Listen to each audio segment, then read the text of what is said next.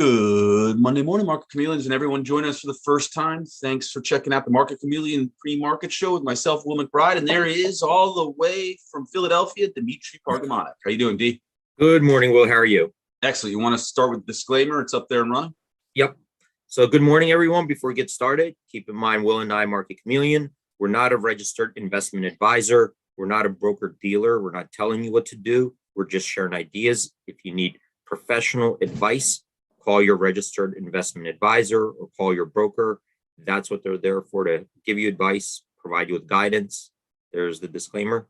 Excellent. Before we get started talking Market Chameleon, I have to show a little something from last night. It was Dima's son, James' bar mitzvah. And when I showed up last night, it was a cool Wall Street theme because James is a big investor. And so that was me touching the nose of the bull on the way in, which when I used to work on the Amex, I don't know if you remember this, D, every day I'd walk by the bull and touch the nose. So it was funny. That's right. I remember. That is funny. It was funny seeing that. There were two things that I love besides your toast was unbelievable to your son, by the way. Oh, thank you. I don't think it was a dry eye in the house, but it was seeing you. I love this happened at your wedding, your daughter's Batman, and seeing you cut loose. Always amazing. And then something that makes me, just happy to be part of this community. I ran into one of our morning regulars, Andy, and that was me and Andy. I met Andy's mom. So that was a great deal. Great to meet Andy. Great to see your whole family. And again, congratulations. Thank you. Thank you so much. Thought I'd show everyone that we actually have a life outside Market Chameleon. Yeah, and thank you for taking those pictures and showing them. That's awesome. Yeah, it was great. So what are we seeing this morning, my friend? So let me share my screen. And we'll do today, we're open up for questions if you guys are joining us for the first time. If you have any questions on Market Chameleon tools, analytics, data, strategies you want to discuss, you could put them in a live chat. Will's watching them. He'll read them back to me. If you want to come on the show live and ask questions, we also put out a link to Zoom. If you click on that link, it takes you over to Zoom. Then once you get there, click raise your hand. This way you could ask your question live. You don't have to turn on your video camera. And while we're waiting for questions to queue up, what we'll do is just start reviewing maybe the pre-market report. I'll take a look at a couple other pre-market screens we could discuss. And this morning, I was setting up some more screens on the option block trade screener. I didn't get to save the filters for all of them. So I might do that like later today after the show. So they'll be available tomorrow. We could discuss it, like what the idea is behind the screen. And I was thinking maybe this summer, Will, maybe changing the show time from, instead of the pre-market, we could see how it works out, to do it maybe sometime midday while the markets are open, while things are happening, and kind of discuss on the day anything we're seeing unusual, any type of opportunities that are popping up. And, we could try that, see if that works out better, if more questions come in, but it might be, helpful to see and look at things while the markets are open, because right now doing it in the pre-market, we're just kind of looking at, we'll look at what's moving the pre-market, but we're also looking at the previous day's activity. What do you think? That'd be very cool. So just let me know in the chat if you guys would like to see a midday show instead of the morning show. Just so we get some sort of idea. Maybe we'll poll over the next couple of weeks, see what people think. And we'll just change the time. If not, we can always move it back. So while we're waiting for questions to come in, Will, let's start out with the pre-market report. And these are stocks trading in the pre-market hours. Here we have the report. We have the most active stocks, our biggest percentage gainers, biggest percentage decliners. When I come down here, I see 113 stocks made our percentage gainers list, 46 on a percentage decliners list. So from that perspective, right now we're looking at a more positive or bullish bias at the open. And we're going to filter out this list to S&P 500 stocks to see what's going on there. This will take out stocks that are low cap stocks, ETFs, leverage products, anything that's not an S&P 500. So to do that, I'm going to use the filters above. This one in ETF. I drop it down, select SPY, and now by doing that, this list only filters SPY holdings, which are S&P 500 constituents. Here we see similar situation, 21 stocks up, 12 down. So right now, from that perspective, looks like we are setting up for a more bullish bias at the open. Couple things here, what I would like to do, if there are no specific questions on this report, is we do have other up top, these tabs, and these are all related to pre-market. And sometimes I get questions, well, I just want to run my own screen with my own, volume, my own filters. So when you click on this screener over here, this will show a list of all the stocks that we seen a trade in the pre-market hours. The default here, the filters, is that the stock has to be at least $5 or higher, because we don't really deal with penny stocks. We never talk penny stocks here, but if you want to, you could switch to any stock. So you could just say, I don't care about the price, could be a penny, 2 pennies, I don't care. So you just come in here and check off any. We also put, at least 500 shares had to trade, which I think is very low anyway.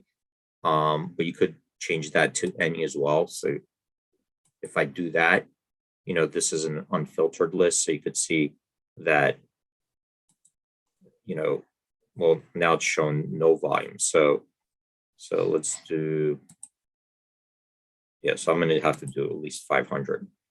Okay. So that's going to give you at least some volume, something had to trade. But you could see here that it'll give you even low price stocks. Let's just come back to the 5. And then we have a couple other filters here that people request. Some want to know if there was news. And if we pick up a headline news, we'll put it in there. So I'm going to click on yes. So this way, if we see the stocks moving, there could be a potential catalyst. And over here in the news section, we show the headline. And if you click on it, it'll take you to the story. But sometimes the headline can give you basically the reason potentially behind the move. Okay, so it's over here to the right. Other people only trade stocks that have options because they use options as a tool to make their trades. So if you want to do that, you could put has options true. Then this will get filtered out by stocks that have options. And as you can see, if you're looking for earnings coming up or have passed, market cap, shares outstanding, and share float, these were requested by customers because some of the customers look at the volume and compare that to the float out there. So if it's extraordinarily high volume and there's a small float, that could give them some kind of an indication that there's an extreme pressure, right, to one side or the other. So that was very popular kind of when people were looking at stocks during the bull. While the market was going up, people are very bullish, and they see a lot of pressure, especially where the volume is so high that the turnover is higher than the existing float out there. So they would use this, comparing the float to the volume on the day. These are a couple other things here that we see. These are kind of technical indicators, and these are comparing the pre-market price to certain technical kind of or reference prices that are popular, right? So let's just say I want to see stocks that, based on where they're trading in the pre-market, it's crossing the previous 52-week low. So I click on that. Now there's a stock here, KSS, meets all the other requirements. But here, this price, 37.96, that would breach the previous 52-week low if we open up there. Okay, high, just the opposite. So if it crosses if the pre-market price is trading above the previous 52-week high, right? So that's really quickly ways to filter that out. And if you have these filters saved the way you want to see them every day, you could just click on here, save new preset, give it a name, and just come back and look at it, the next day. Others, look at, did it cross above 20-day pre-market price or below, 50-day 250, or just previous day high low. So previous day high low would look at the range that it traded at the day prior, and if it's above yesterday's high or above yesterday's low. So for example, let's just say we're trading above yesterday's high. So here are a list of stocks that, if they open at these prices, that would be above, let me see, right? It would be above the previous day high. So you can see here, this is the previous day's range. If 30.41, 31.83, if we're trading at 32, that's above previous day's high-low range. Okay. I'm going to move over to here, support resistance. Let me know if there are any questions, Will. Well, we had a new user pop in. I don't know. He's UNC Pal. Okay. He's asking about the math, and then he goes into, he's like, how come Dimitri never talks about the math? And he's mentioning he's been on Discord. Discord was set up by Chameleon users, UNC Pal, just so you know. Dimitri and I are not active participants in the Discord, so I'm not exactly sure what you're talking about. I can try to check it today. But he's asking about, he goes, I got a question. How come no one there gets the math? Dimitri just repeats him and then nonsense and says it's math. I'm not sure what he actually means by that. He then goes in and says, what does block trade tell you exactly? Volume, question mark. Where do I plug it in to the options pricing? Anyways, so it goes on and on. And right. The thing is, those questions don't really make sense to me. So you'd have to be very specific what you're talking about. When you're saying things like that, throwing things out general, I can't really answer it, So when you're talking about math, what math are you talking about? What are you talking about? Option pricing model? It is actually Bollyport. He's just coming, it's showing up for whatever reason. So Bollyport, you have to be very specific, because when you throw things out like that, it makes you sound like, read your own questions, and try to figure out, maybe you have something specific there, and you have to communicate it better. Because when you're saying math, there's a lot of math in financial model. So what are you talking about? Well, there you go. Yeah. So be more specific, and I will talk about it, but that's my answer. All right, there you go. Yeah. All right. So he's talking about probability theory. That's what he's saying. Okay. That's still very general. If you're talking about probabilities, and if you could go get a math book, but I still don't know what you're talking about. What are you looking at? What specifically? You got to be very specific, right? If you're not very specific, then we don't understand what you're referencing. Are you talking about Black-Scholes model? Are you talking about binomial? But you're throwing out a word like math, but math encompasses a lot, right? There's even probabilities. So I don't know what you're really talking about, but right now we're just kind of looking at data, and and trying to explain the data. Well, there you go. And I'll take a look at the Discord. Obviously, Right. Polypore has been on the Discord. I don't know if he's been communicating Right. with Jake. He mentions the architect in there, but anyways, I'll take a look. Right. But that's a very general thing to throw out, so I can't answer it. Let's get to so this is the other screener, support resistance. And what this is looking at is block trades. So some people want to see where are larger trades crossing, right, in a particular stock. So here's a list of different stocks, and this is only filtering out what we consider a trade that's a block, right? So it'd have to be a sizable trade of, I think we have it set to $200,000, right? And one of the things that we do to compare if it's unusual is to see, well, in a pre-market, how much does a particular stock trade, how many per day, right? So we take a look at the average block trades in a pre-market versus today, and then we'll give you a relative value. Okay, so let's just take a look at maybe something like three times its average. So here, like say AMCR, there was one trade here. This is the VWAP price, and this is the value of that trade. And then we compare it to 30-day average. So we see that there was a trade here, $216,000 worth of a trade.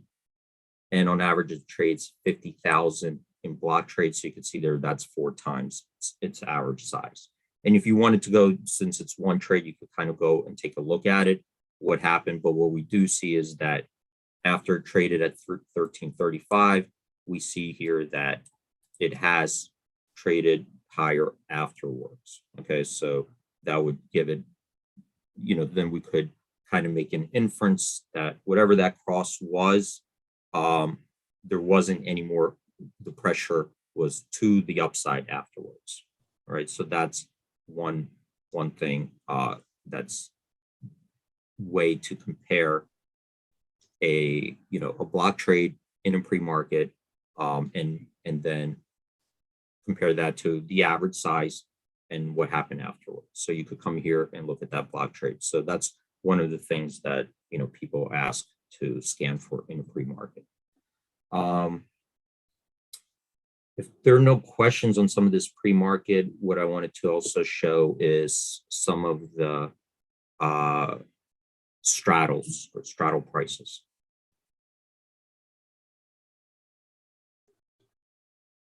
Well, yep, perfect. Yeah. And by the way, is just asking, is Bollyford one of the guys we had to block from? Well, it was that day he was actually debating with another person who I had never seen on before. But he does. Right. He's a super bright guy, brings a lot of information, but can go. The commentary can get negative, right? His last comment was never respect us, man. Then say they never respect us, man. Then say they can't you communicate? I mean, he has my email. Right. Email me anytime you want. We don't mind. You want to come on the show and talk about your if you have something that you think is important and that you could share with people, we have no problem. We allow people to click on a link, come on the show and talk about it. But one of the things is that coming in for and attacking other people on the chat or saying things like that, you're not contributing anything and you're not doing anything positive to help people. Yeah, and you have my email. Email us if you. I mean, someone just came in and said sells with dips. I'm assuming he and Bollypore are. Bollypore's got a bunch of people on TradeView who follow him. He's a very bright man. What UNC Pat, and I don't know why he's got a new name now, but he's trying to say his MC site could be 1,000 times better if they employed more math, I guess is what he's saying, and some new filters. Just so you know, no one's ever contacted us from Volleypor's group about new filters or anything. Right. We are always open to listen to people's ideas and anything to make the site better. We're always interested in, and obviously we're allowing this discussion to take place. But the morning show is about a group of people who come in. Everyone uses the Chameleon for different tools, as does Volleypor, I'm assuming, because I know Right. he's been on the Discord. But taking the chat to a negative level during this, is just not. Well, it's not helpful, right? It's not helpful for sure. Right. Okay. So let's take a look at, and what we've seen lately is that what's happening with interest rates, as interest rates are moving higher and there's an uncertainty right now where interest rates will end up and stop. There's uncertainty coming from inflation and also from, what's going on in Ukraine and kind of a little bit in China at this point. And with that, there's a big repricing of risk assets. And I think that what's happening now is that any financial model at this point the range of prices are expanding, right? Because there's more and more uncertainty. There's more uncertainty about interest rates. There's more uncertainty about inflation and how those will impact earnings growths, operating margins, and so forth.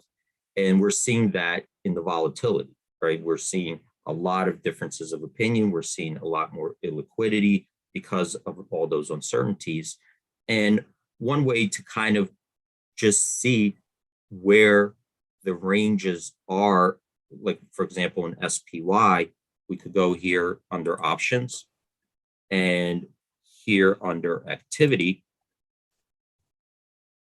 right? We could take there we go. And this is kind of a breakdown by expiration, right? So in SPY, there are different expirations, and each expiration has different amount of trading days to go. And we could kind of just take a look at what the option prices are pricing in the range, right? The potential range with this many days to go. So we could see here May 31st. If we cross over here, we could see that the premium in that straddle is $13.84. So if we take that premium, that would imply a move of 3.6% in either direction. Okay, so it's a really quick way to kind of just quickly scan with your eye and see how the option markets are pricing in the future potential ranges, okay, in SPY. And obviously, as you go out further in time and there's more time for a stock to move, that expected ranges is going to increase. But here you could just kind of even get a sense in the next 6 days, that straddle is pricing in a 3.6% move. So, you'd still have to make a decision if you think that move is underpriced or overpriced, but it's a quick place to go see what those expected ranges are. And, keep in mind, I'm just kind of trying to go over things that people have been asking me, how do I find these things? So until questions come in, I'm going over questions that I get coming in from emails. We did get a chameleon from Canada who's on holiday this week, so he doesn't usually get to join the morning show. He's asking, hi guys, wonder if you could comment on why sometimes the data on the earnings don't necessarily show up immediately. And I'm not sure which data he's applying. I don't know if it's earnings dates in the calendar or, but if you could expand on that, maybe we could tell you exactly what you're looking at. Right. If you have any comments on that question, Dave. Yeah, so I think the question probably has to deal with earnings dates. So when is the next earnings expected to be released? So I'm going to go out a little bit further and say here are the symbols. Here's the date that the stock is expected to release earnings. And the way earnings are earnings dates are reported, when the company is supposed to release earnings, there is no official feed. So the companies themselves, it's not like a stock price where it has to get reported to a consolidated tape, that a public tape. Earnings, when a company reports earnings, usually they'll issue a press release. It's indicating this is when we're going to release earnings. They may put it on their investor relations website, or they may not tell you at all. And you have to estimate it. And usually they issue a press release as it gets closer to the date. So they don't just issue a press release and say, here are all the dates we're going to release earnings for next 1 or 2 years. Some companies might, but that's not the normal case. And what we do is a couple things. We monitor press releases ourselves, and we consolidate that information. We compile it, we put it into our database, goes through a process, and then once it does that, then you'll be able to see it, right? Once it processes, you'll be able to see it. We also subscribe to other feeds that we cross-reference, because there are other services that are doing that, searching for these dates.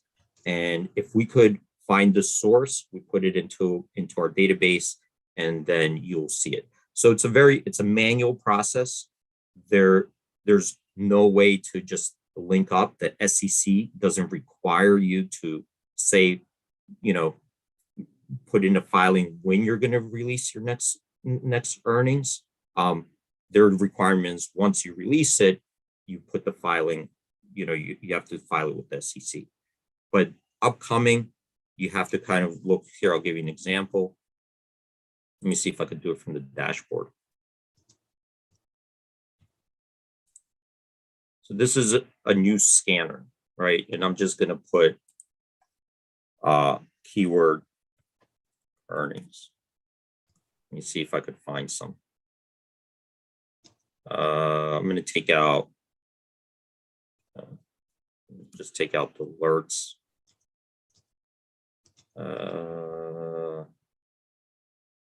So this is when it announces, but what they will do is,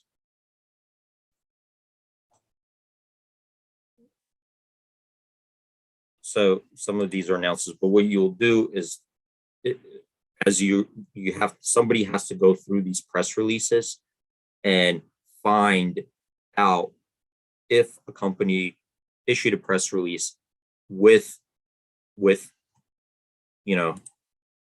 a future date, right? So here's one, NGL, right?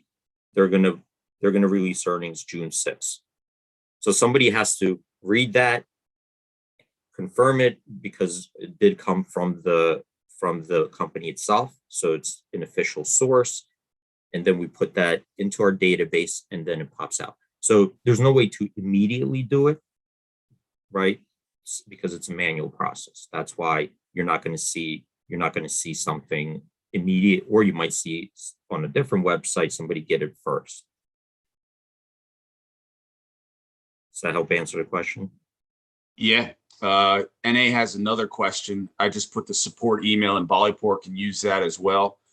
Send us an email with your points, Bollypore and NA. We will try to get the question you asked tomorrow, but email us more specifics maybe about.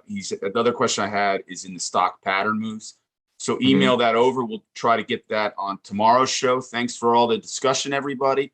Great job, Dima. Just so you know, I put a poll out there. Would you prefer a midday show instead of the pre-market show?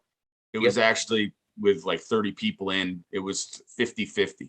And actually, the tiebreaker went to Rob, who said you should do one of each. So anyways, it does take time and energy, believe it or not, to do this. Right. So Dima, great job. Thanks as always, my friend. All right. Well, thanks everyone for joining.